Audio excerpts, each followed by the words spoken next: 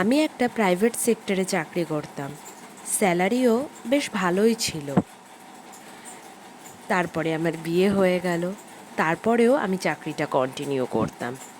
এমনকি কনসিভ হয়ে যাওয়ার পরেও 8.5 মাস পর্যন্ত আমি কিন্তু চাকরিটা কন্টিনিউ করেছিলাম। আর ডিসিশনও এরকম নিয়েছিলাম যে ওর 3 মাস বয়স হয়ে গেলে আবার চাকরিটা জয়েন করে যাব, কিন্তু আর করে ওঠা হয়নি। কারণ সেই মুহূর্তে আমি ভেবেছিলাম যে চাকরি করে হয়তো অর্থ উপার্জনটা করতে পারবো, কিন্তু ওর এই একটু একটু করে বড় হয়ে ওঠা, ওকে প্রতি মুহূর্তে দেখা, এগুলো হয়তো আমি আর ফিরে পাবো না। কারণ ওর এই বয়সটা, আমার এই বয়সটা আর কোনোটাই কোনো দিনই আর ফিরে আসবে না।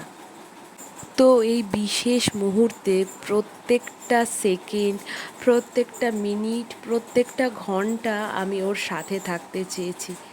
তা হোক না কাজ একটু বন্ধ। বয়স থাকলে আর যোগ্যতা থাকলে ঠিক সময় আবার হয়তো আমি একটা চাকরি পেতে পারি। কিন্তু এই সময়টা যেটা চলে যাবে, সেটা কিন্তু আমি আর কোনো দিন কোনোভাবেই ফেরত পাবো না।